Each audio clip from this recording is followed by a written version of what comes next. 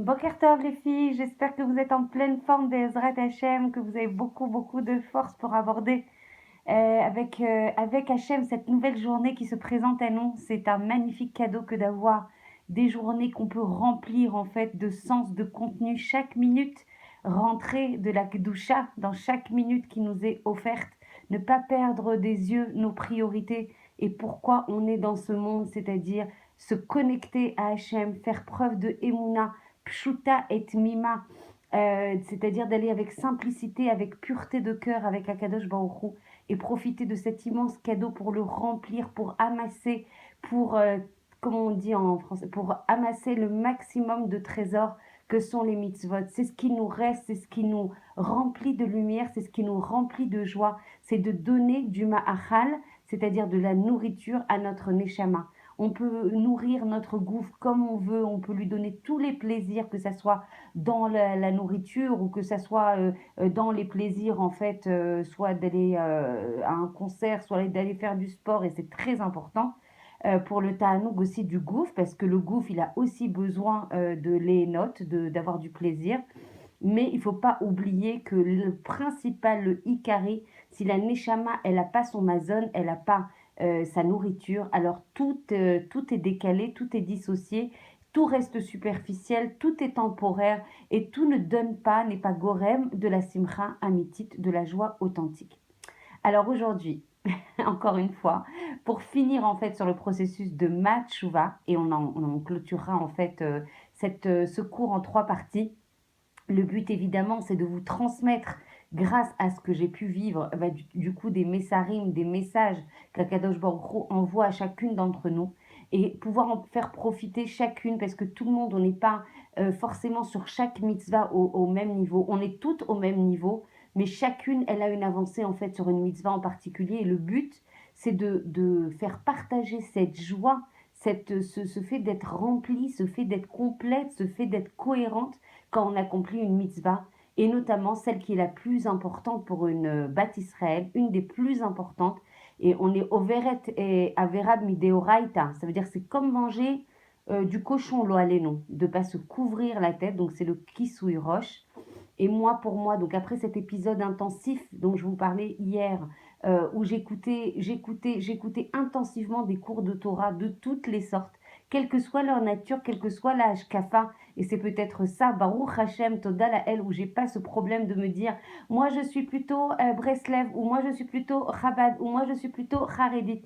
Moi j'essaye, avec mes petites yécholotes, avec mes petites capacités, en toute humilité et en suppliant Hashem de m'aider, de remplir le Ratson d'Hachem et de me rapprocher le plus possible de son Ratson et de ses lois et de ses commandements, et tout ça Bezrat Hachem avec joie, avec Emouna, et voilà, je n'appartiens à aucun courant, et c'est le fait d'avoir peut-être étudié autant de Hashkafot, d'avoir pris des richesses de chacun, qu'il faut que je ne me catégorise absolument pas. Et même si beaucoup de personnes me disent mais en Israël t'es obligé, non, on est obligé de rien. On est obligé de rien. Le Mashiach, quand il va arriver, il va pas nous demander de quel courant on est. Ça sera le Minag Yerushalmi, ça sera le Minag Nitzri, éternel. Et donc, aujourd'hui, ce qui nous a protégé, Baruch Hashem, c'est tous ces courants dans l'endroit où on était. Et on peut s'y retrouver parce que peut-être notre Neshama aspire à ces choses-là.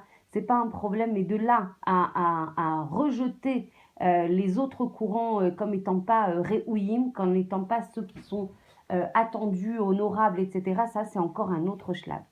Bon, ça, c'était une petite agdama, c'est encore mon cri du cœur, hein, parce que les événements voilà, de la vie font que on réagit. Heureusement qu'on réagit et qu'on vit et qu'on vibre et qu'on donne écho à ce qui se passe dans notre vie et qu'on ne reste pas immuable. Donc l'objectif, c'est de vous raconter qu'après ces cours intensifs que j'ai pu étudier, je pense, 3 mois d'affilée de 8 heures à 22 heures de toutes les sortes, sans m'arrêter où que je sois, quoi que je fasse avec des oreillettes, c'est mes amis, les oreillettes, quoi que je fasse. Donc mon mari a pris le relais beaucoup au niveau de la famille, mais c'était un passage obligé pour moi que de me réalimenter, de remettre du flux de lumière, de remettre de la connexion avec Hachem, et je lui parlais, mais sans arrêt. Quand je vous dis dans le métro, je lui parlais, dans la rue, je lui parlais, je faisais mon linge, je lui parlais, tout ce que je faisais, j'étais en train de lui parler non-stop. Donc réamorcer cette soif, j'avais une soif de connexion à la vérité, de connexion au sens, de connexion à la lumière. En fait, je m'étais rendu compte qu'il n'y avait rien, quoi. Enfin, on se le dit tout le temps, En od milvado, mais en fait, est-ce qu'on l'intègre vraiment à 100% En od milvado? Que s'il manque du lait dans ton frigo pour te faire le Nescafé le matin, il y a Hachem derrière. Il y a Hachem partout. Il y a un enfant qui trouve pas ses chaussettes et qui crie parce qu'il trouve pas ses chaussettes. Il y a Hachem derrière. Il y a quelqu'un qui t'embête et qui te fait une queue de poisson et qui en plus te traite de tous les noms quand tu conduis. Il y a Hachem derrière. Je me suis rendu compte à cette époque-là, je me suis tellement remplie de mon existence en fait d'Hachem, de la pensée d'Hachem, de sa Torah, que j'ai réalisé à ce moment-là, et j'espère continuer à le réaliser comme j'ai pu le réaliser à cette époque, à 100% qu'il n'y avait rien à part Hachem. Il n'y avait rien. Que même la teva, c'est-à-dire la nature qu'on voit en face de nous, eh ben, c'est parce que Hachem lui a donné ses propriétés d'être comme ça. Un lion, en fait, qu'on voit, si on voit un lion, en fait, c'est Hachem qui lui a donné les trous notes à l'intérieur de cette image qui est le lion, qu'a le lion. Il lui a injecté, en fait, une dmout, une image en fait, qu'il sera un lion et qu'il aura la propriété d'un lion. Mais si toi, tu regardes la Elokut, donc c'est-à-dire Hachem, dans ce lion, le lion ne peut rien faire contre toi. Parce que toi, tu as compris en fait qu'il n'y a rien à part Hachem, que tout ça c'est habillé, qu'Hachem, il a revêtu de manière kara et nisteret, de manière cachée, toutes les propriétés du Teva. Qui a dit que l'essence, ça devait allumer, ça devait donner du moteur, ça devait être le carburant pour une voiture. Si Hachem ne veut pas que l'essence soit le carburant de la voiture, je vous assure, et qu'il veut que ça soit l'huile d'olive qui soit le carburant de la voiture, eh bien il fera que l'huile d'olive soit le carburant de la voiture.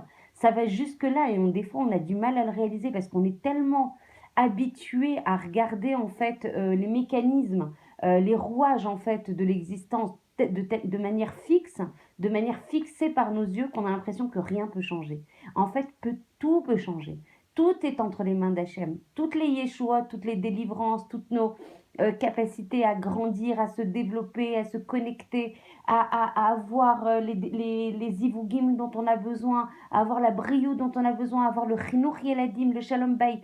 Tout est entre les mains d'Hachem. Donc en fait, si on intègre ça, mais c'est une façon de voir la vie qui change les gamres. Et moi, quand je suis arrivée, en fait, je ne suis pas sûre de finir finalement le processus de tchouva en 3 coups, on va essayer, sans trop déborder. Donc après cet épisode intensif d'études, je vais voir Muriel Benita Dourmarabanit qui a fait, comme je vous l'ai dit, un véritable électrochoc en fait par ses cours. Et tout d'un coup, en fait, je lui propose un rendez-vous privé, one-to-one comme ça. Et elle me dit, Tigva, on ne se connaît pas beaucoup, mais je te promets, ça va être hyper essentiel, fondamental, vital de couvrir tes cheveux. Et là, je la regarde avec ma jupe rouge et ma goufilla blanche, car je me rappelle encore comment j'étais habillée, en lui disant, mais c'est impossible. Non, mais tu peux tout me demander. Tu peux tout me demander. Essaye tout. Tu peux tout me proposer. Mais alors me couvrir les cheveux, mais quoi? Mais comment te dire que c'est impossible? Que je me verrai jamais avec un kissouille roche, que j'ai l'impression mais d'être pas moi-même si je mets un kissouille roche, et que ça c'est quelque chose que je ne saurais observer malgré tout ce que j'avais fait. C'était quelque chose qui était extrêmement dur pour moi. Voilà, pour moi c'était le symbole de la féminité, de mon identité. C'était impossible pour moi de couvrir ça. Ok, elle s'est pas bloquée du tout dessus, elle a bien fait Baruch Hashem. Et on a parlé de toute autre chose, etc. Et j'ai continué à avancer dans ma tsniout, dans mes jupes, de les mettre de la manière la plus ample possible, de la manière la plus longue possible. On a toujours à progresser sur ça. Et chas shalom d'entendre oui, mais c'est parce que tu es trop extrême, c'est une khumra. C'est une mitzvah des oraita, c'est une mitzvah, c'est pas kitsoni, c'est pas extrême, c'est pas une khumra, c'est pas un hidour de la mitzvah, un embellissement de la mitzvah. C'est une de oraita, de mettre des vêtements les plus amples possibles, de mettre des couleurs qui sont tsnuot et pas des couleurs flashy, de se maquiller avec adinout. Et on a tout à progresser là-dessus. Personne n'est parfait, personne n'a la science infuse et tout le monde peut progresser avec l'accompagnement d'Hachem. Il faut prier Hachem pour qu'il nous aide à être snois, d'accord? Donc c'est pas forcément que la longueur, mais c'est aussi ça. Et quand on me dit mais c'est pas grave, qu'est-ce que ça change? Non, ça change tout, puisqu'Hachem il t'a demandé, tu appliques, vezéou, c'est pour ton bien. Donc après, il faut prendre la Torah complètement. Il ne faut pas prendre la Torah de manière chelkit quand ça nous arrange, d'accord? Donc bon, voilà, c'est un deuxième cri du cœur et du coup, ce qui s'est passé, c'est que je ne sais par quel miracle, un Motsei Shabbat, j'étais en train de discuter avec mon mari et tout d'un coup, je lui dis: «Bon, bah, c'est sympa, on a bien progressé, sur plein de choses, Baruch Hashem, on remercie Hashem pour tout ce qu'on progresse, tout le mérite de ces mitzvot et cetera, mais je ne sais pas quelle pensée m'est tombée dans la tête comme ça, tout d'un coup, soudainement, subitement, sans explication, sans précédent, mais il faudrait peut-être que je me couvre la tête.» Donc c'était 2 mois après ma rencontre avec Muriel Benita, à qui j'avais dit, mais il en est hors de question. Le lendemain matin, dimanche matin, j'atterrissais déjà dans un magasin où je mettais ma première perruque. Comment vous dire que c'est à ce moment que je me suis reconnectée complètement à ma neshama. Quand j'ai mis la perruque, j'ai fondu en larmes. J'ai explosé de joie. Quand la dame que je salue, Batia, qui est très très proche de moi, même si j'arrive pas beaucoup à t'avoir au téléphone ni à te parler, malheureusement, je suis désolée. Batia, elle a pris avec beaucoup de patience. J'ai dû passer 2 heures, je pense, à lui faire passer toutes les perruques en revue. Mais quand elle m'a mis ma première perruque, j'ai fondu en larmes. J'ai senti que c'était moi.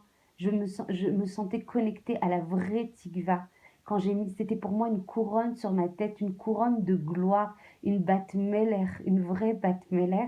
Et je pense que de se couvrir le cheveu, je peux prier pour toutes les filles, pour toutes les femmes, que je les connaisse ou que je les connaisse pas, qu'elles soient mes amies ou pas encore, de porter, de se couvrir la tête, quels que soient les courants, que ce soit le kissouille ou que ce soit des perruques tnouot, je précise.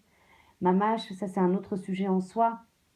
J'ai senti vraiment que je me reconnectais à mon identité propre et que j'étais enfin moi-même et qu'à partir de cela, il y aurait vraiment un déroulement, une autre façon de voir les choses, une autre façon de voir la Vodat Hashem avec plus de pureté, de shlemut, de tara et de gdusha. Si vous le voulez, il faut me le dire parce que j'espère ne pas être trop lourde avec l'explication de ma tchouva. Je vous raconterai en fait la suite demain. Bezrat Hashem. Je vous embrasse très très fort. Je vous souhaite une très belle journée remplie d'Hachem, remplie de connexion à l'Ekayem, le Ratson d'Hachem, à réaliser son Ratson. Je vous embrasse très fort.